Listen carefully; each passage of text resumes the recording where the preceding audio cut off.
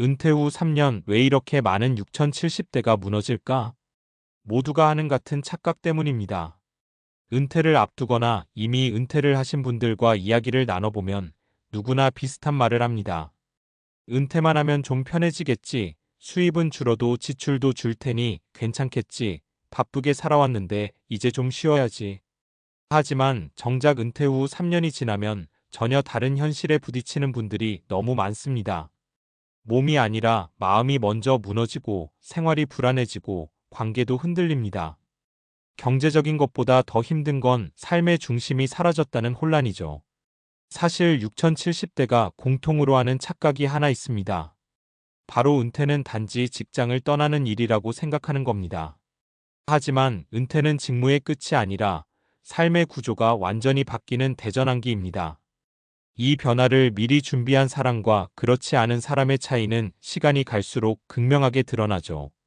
이 글에서는 은퇴 후 많은 분들이 흔들리는 이유, 그리고 그것을 어떻게 준비하면 좋을지 구체적인 사례 3가지를 통해 풀어보려 합니다. 1. 내가 누구인지 모르겠다. 직함이 사라진 뒤 정체성 공백이 오는 이유.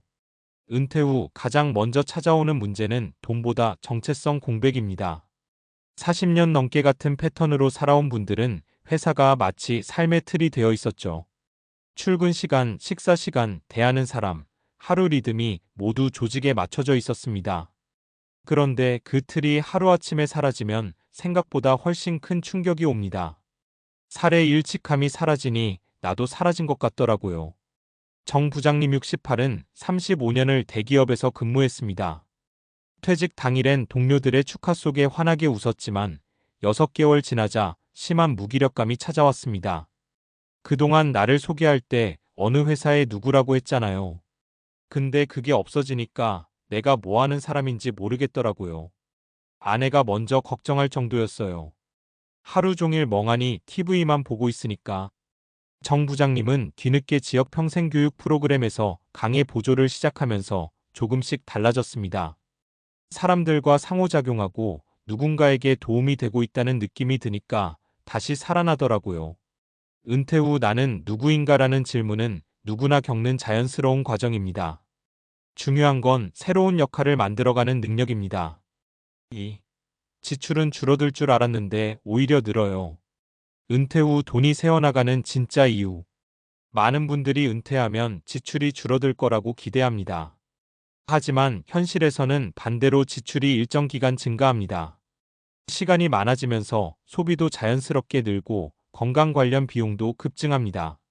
사례 이 애들한테는 말 못하고 카드값이 감당이 안 됐어요. 박 여사님 72은 은퇴 직후까진 돈 걱정은 없을 것이라고 생각했습니다. 남편 연금, 본인 연금, 약간의 저축까지 있었으니까요. 하지만 은퇴 23년 차에 들어서면서 상황이 달라졌습니다. 병원비는 꾸준히 늘고 손주들 챙기는 비용도 만만치 않았죠. 그러다 보니 월 지출이 예상보다 40%나 많은 달도 있었습니다. 내가 이렇게 돈을 쓰는 줄 몰랐어요. 시간이 많다 보니 자꾸 어디 가고 뭘 사고 애들 부탁도 거절 못하고 남편도 모르게 카드값이 쌓이기 시작했죠. 문제는 소비 자체보다 소비 패턴을 관리할 기준이 없었다는 것입니다.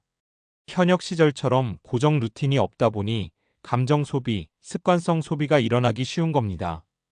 은퇴 후에는 예산보다 더 중요한 것이 지출 기준을 다시 설계하는 일입니다. 소비는 나쁜 게 아니라 새로운 리듬이 필요할 뿐입니다. 3. 사람이 없다 외로움이 삶을 무너뜨려요. 은퇴 후 인간관계가 급격히 좁아지는 이유. 많은 분들이 은퇴 후 가장 힘들다고 말하는 문제가 바로 고립감입니다. 직장이라는 네트워크를 떠나는 순간 생각보다 빠른 속도로 연락할 사람이 줄어듭니다. 사례 3 친하다고 믿었던 사람들도 자연스럽게 멀어지더라고요. 70세 김 선생님은 학교에서 30년 넘게 근무한 교사였습니다. 은퇴 전까지만 해도 동료 교사들과 매일 점심 먹고 수다도 떨고 어쩌다 모임도 자주 있었습니다. 하지만 은퇴 후 2년이 지나자 연락이 뚝 끊겼습니다. 다들 바쁘죠. 나랑 비슷한 또래들도 있지만 막상 연락하면 서로 부담스러워하고 가장 친하던 친구도 교감 승진 준비한다고 바빠서 자연스럽게 멀어지고요. 김 선생님은 어느 날 이렇게 말했습니다. 외로움이라는 게 이렇게 무서운 건 줄 몰랐어요. 사람 없는 하루는 정말 느리게 가요. 은퇴 후 관계가 줄어드는 건 당연한 현상입니다. 그래서 더더욱 새로운 관계망을 능동적으로 만들어야 합니다.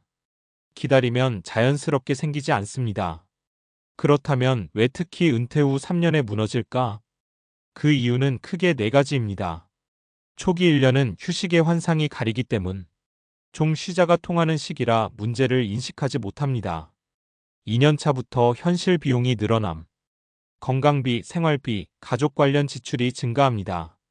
3년 차에 정체성 관계의 공백이 본격화됨. 심리적 고립이 깊어지고 삶의 의미가 흐려집니다. 대안적 삶의 구조를 만들어 놓지 못했기 때문. 새로운 리듬 관계역 할 일 거리 없이 맞는 3년 차는 매우 위험합니다. 즉 3년 차는 문제의 폭발 시점일 뿐 사실은 은퇴 직후부터 천천히 쌓여온 어긋남이 드러나는 순간입니다. 그럼 어떻게 해야 흔들리지 않을까? 은퇴 준비의 핵심은 돈이 아니라 삶의 구조 재설계. 일과 역할을 완전히 비우지 않는다. 은퇴 후에도 일은 필요합니다. 그게 돈을 벌든 봉사든 취미든 상관없습니다. 핵심은 나를 필요한 사람으로 만들어주는 역할입니다. 이 하루의 리듬을 스스로 만든다. 시간이 많아지는 게 은퇴의 축복이자 독입니다. 리듬이 없으면 삶이 느슨해지고 소비와 감정도 흐트러집니다.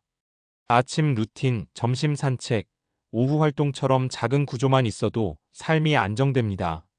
3관계를 능동적으로 재건한다. 기존 관계는 유지되지 않습니다. 새로운 관계는 저절로 생기지 않습니다. 따라서 은퇴 후 인간관계는 구축하는 것이라는 사고가 필요합니다. 건강을 소비가 아니라 투자로 관리한다. 몸이 무너지면 모든 계획이 무의미해집니다. 운동, 식단, 수면 검진 루틴을 미리 정해두는 것이 중요합니다. 돈보다 지출 기준을 만드는 훈련을 한다. 은퇴 준비는 얼마 벌지? 보다 어떤 삶을 살지? 를 먼저 정하는 게 맞습니다. 삶의 구조가 정해지면 지출도 자연스럽게 안정됩니다. 결론, 은퇴는 인생의 종착지가 아니라 두 번째 성인기의 시작이다. 은퇴는 단순한 퇴장이 아닙니다. 새로운 인생 무대의 초입입니다. 문제는 많은 분들이 그것을 끝이라고 착각한다는 것이죠. 은퇴는 다시 만들어가는 과정입니다. 살아온 방식보다 앞으로 어떻게 살지에 따라 40년의 노후가 완전히 달라질 수 있습니다. 그리고 그 변화는 거창한 계획이 아니라 하루의 구조, 작은 역할, 새로운 관계, 자기주도성에서 시작됩니다. 은퇴 후 3년이 가장 위험하다는 말은 사실 이렇게 말해야 더 정확합니다. 은퇴 후 3년 동안 무엇을 하느냐가 남은 인생 30년을 결정한다.